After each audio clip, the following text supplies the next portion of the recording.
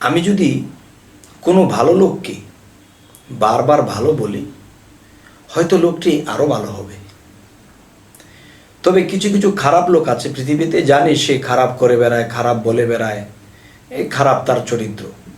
কিন্তু দেখা যায় এই লোকটির সামনে গিয়ে যখন আমি বারবার বলি, বাবা আপনি খুব ভালো মানুষ, আপনি কি সুন্দর করে কথা বলেন, আপনি কি সুন্দর করে মানুষের সাথে আচার ব্যবহার করেন, এই জিনিসগুলো খুব ভালো লাগে।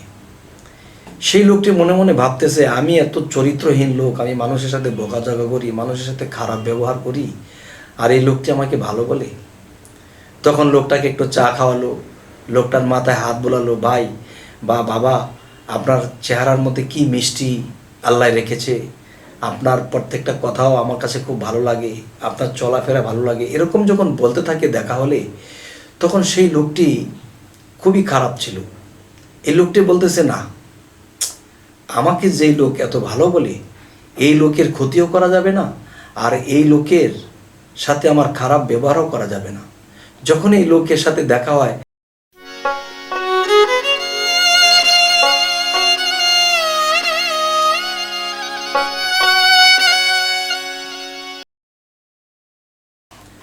হে জগতবাসী, আজ আমি শামীম আলী চিশতি আপনাদের সামনে আরও একটি আলোচনা নিয়ে আসলাম। সে আলোচনাটি হলো, দেখা যায় এই পৃথিবীতে অনেক মানুষ আছে যে একটা মানুষকে যখন তখন সে খারাপ বলে ফেলে।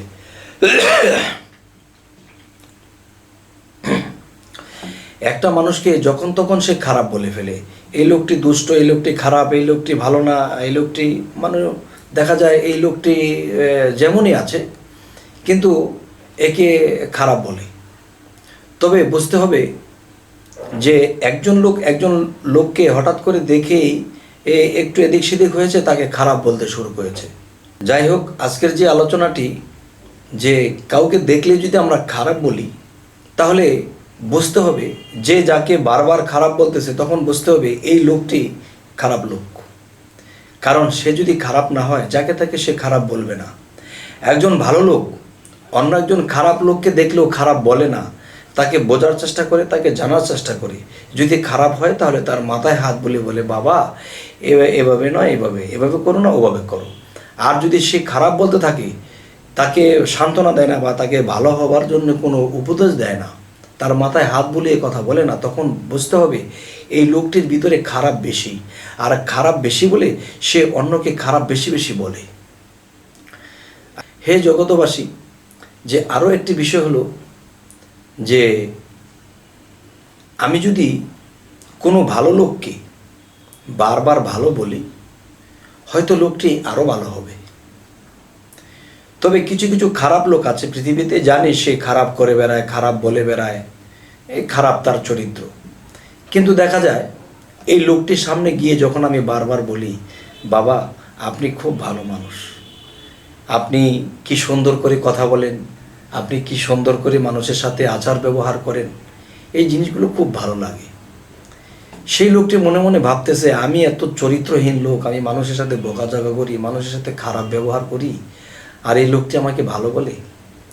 তখন লোকটাকে একটু চা খাওয়ালো, লোকটার মাথায় হাত বোলালো, ভাই বা বাবা আপনার চেহারার মধ্যে কি মিষ্টি আল্লাহ রেখেছে, আপনার প্রত্যেকটা কথাও আমার কাছে খুব ভালো লাগে, আপনার চলাফেরা ভালো লাগে, এরকম যখন বলতে থাকে দেখা হলে, তখন সেই লোকটি খুবই খারাপ ছিল। এই লোকটি বলতেছে, না, আমাকে যেই লোক এত ভালো বলে, এই লোকের ক্ষতিও করা যাবে না, আর এই লোকের সাথে আমার খারাপ ব্যবহারও করা যাবে না। যখন এই লোকের সাথে দেখা হয়, এতদিন সে বলেছে, বাবা আপনি কত ভালো মানুষ, আপনার কথা কত সুন্দর, আপনার চেহারার মধ্যে আল্লাহ এত সুন্দর একটা কাটিং রেখেছে, আপনি কত ভালো মানুষ। তখন সেই লোকটিও তাকে এসে সালাম দেয়, তার সাথে ভালো ব্যবহার করে।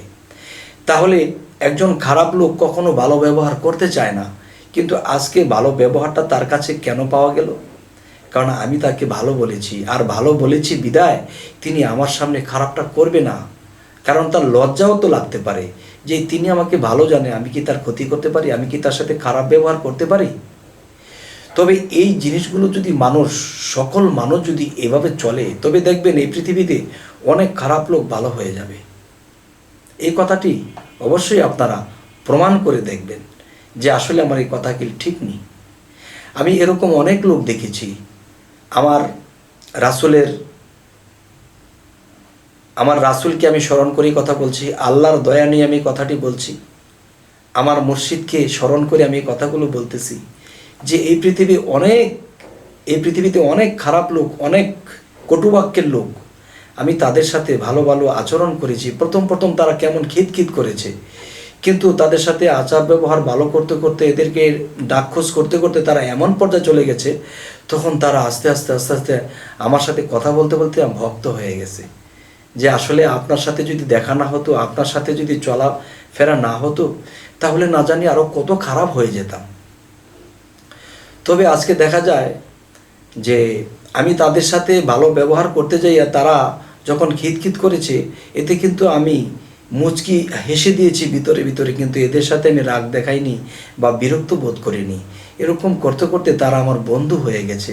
এখন তাদেরকে যদি একটা কিছু বলি যে বাবারে, ভাইরে, বন্ধুরে, এই কাজটা একটু করেন, এই কাজটা এভাবে করেন, বা এই কথাটা এমনি বলেন, তারা বলে। কারণ যে একটা জিনিস, একটা আগুনের মধ্যে যত আগুনের তাপই থাকুক, যদি পানির ছিটা দেওয়া হয়, তখন দেখা যায় এই পানির ছিটাটা পেতে পেতে প্রথম ছিটাটা লাগলে ছাত ছাত করে ওঠে। একটা গরম জায়গাতে পানি দিলে ছাত ছাত করে ওঠে, কিন্তু ছাত ছাত যেহেতু করতেছে, একসময় সে ঠান্ডা হয়ে যাবে, এই ছাত ছাত আর করবে না।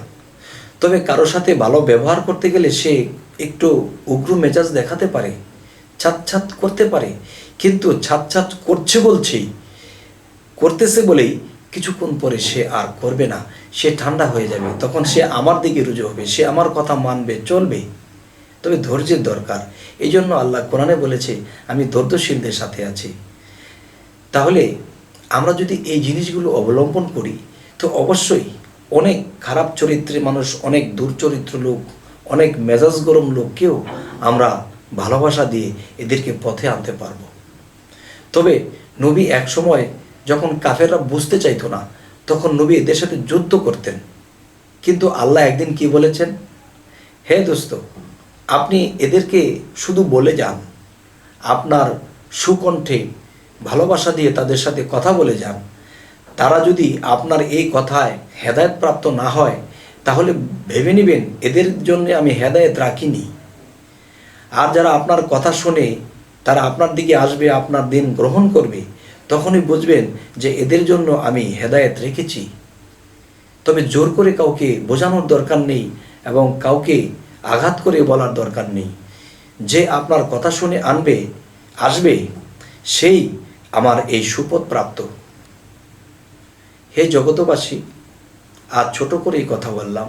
তবে আমাদের এই ভিডিওগুলো যদি আপনারা প্রতিদিন পেতে চান, তাহলে সাবস্ক্রাইব করুন, বাকি ভিডিওগুলো আপনাদের সামনে উপস্থিত হয়ে যাবে। তো আজ এ বলেই রাখছি, সকলেই ভালো থাকবেন। আল্লাহ হাফিজ।